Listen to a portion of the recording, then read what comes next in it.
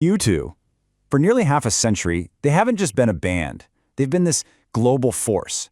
But you have to wonder, right? How does a group of four friends from Dublin not just survive in the music business, but somehow manage to redefine it, over and over again? Well, the answer isn't just in the music. It's in the very architecture of how they built their career. And it all starts right here. I mean, look at this thing. It's a rejection letter. May 10th, 1979. It's from a huge record label, RSO, and it's addressed to a young Paul Hewson. You probably know him better as Bono. After listening to their demo, the label's official verdict was, "Not suitable for us at present." It's so blunt, so dismissive. And looking back, it has to be one of the single worst calls in the history of music. So that's the big question, isn't it? How do you get from not suitable to becoming a global institution? It wasn't just one thing. It was a whole series of choices, some really deep crises, and these incredible reinventions. So today we're going to break down the 5 pivotal moments that really built the architecture of U2. Okay, so our first moment takes us all the way back to the beginning. We're talking about Dublin in the 1970s, which, let's be honest, was a pretty gray and stagnant place at the time. This is the story of how it all started, almost by accident. It really does all begin with a simple note tacked to a school bulletin board in 1976. A 14-year-old kid named Larry Mullen Jr. is looking for people to start a band with. The very first rehearsal? It happens in his parents' kitchen.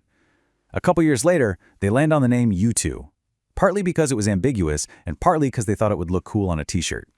But the path was not easy. There's that crushing rejection letter we saw, and they even played a show in London once to an audience of 9 people. 9! But they just kept going, and by March 1980, all that persistence finally paid off when they signed a deal with Island Records.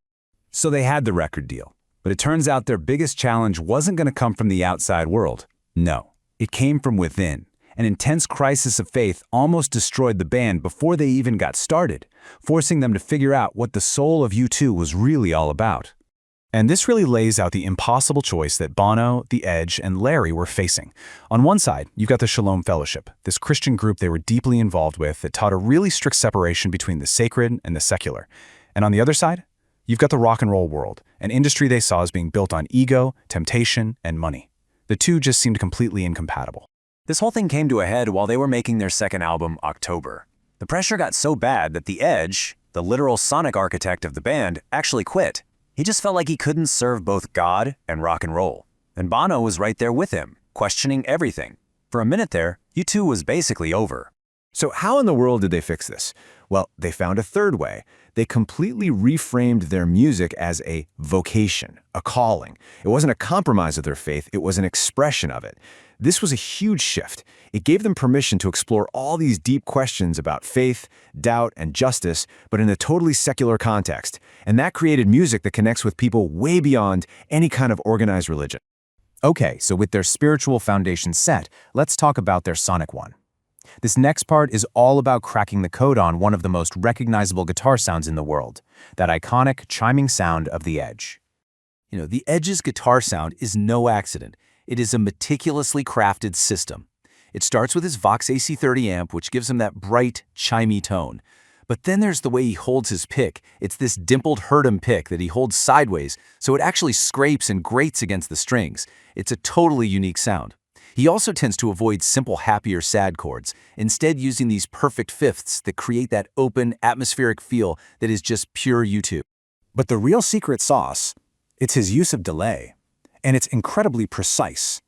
He's not just slapping on some echo. He literally does the math, calculating the delay time down to the exact millisecond to sync up perfectly with the song's tempo. This approach basically turns the echo into its own rhythmic instrument, creating those cascading, interlocking guitar parts that are the absolute hallmark of U2's sound. And then, Brian Eno enters the picture. He takes The Edge's already innovative style and just launches it into another dimension.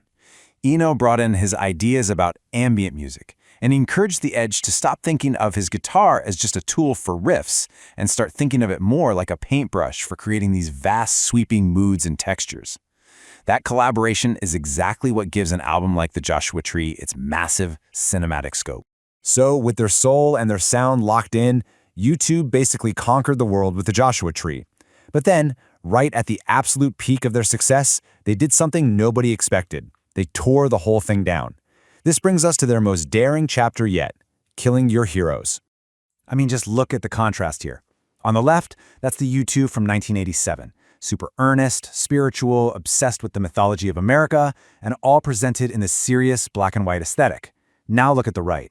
Just 5 years later, you have Zoo TV.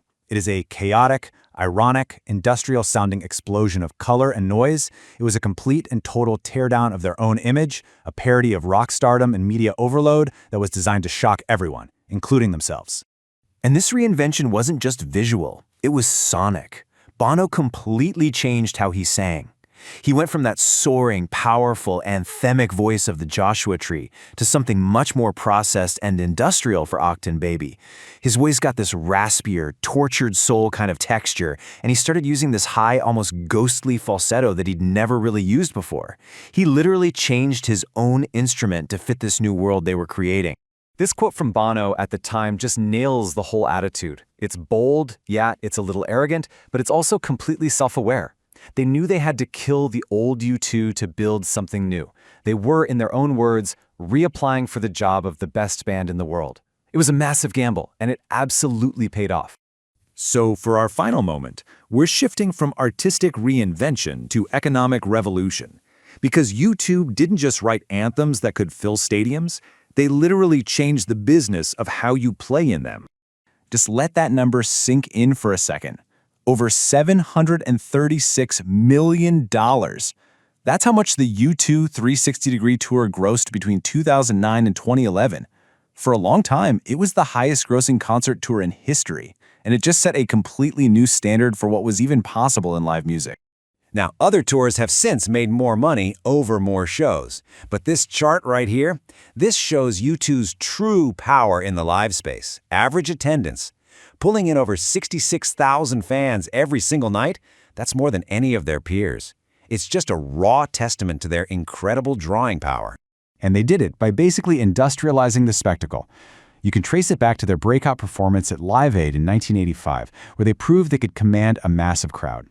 Decades later, that idea reached its peak with the 360-degree tour's Claw stage. It was this engineering marvel that let everyone see the show from any angle, which dramatically increased how many people you could fit in a stadium. They weren't just playing the game, they were changing the whole field.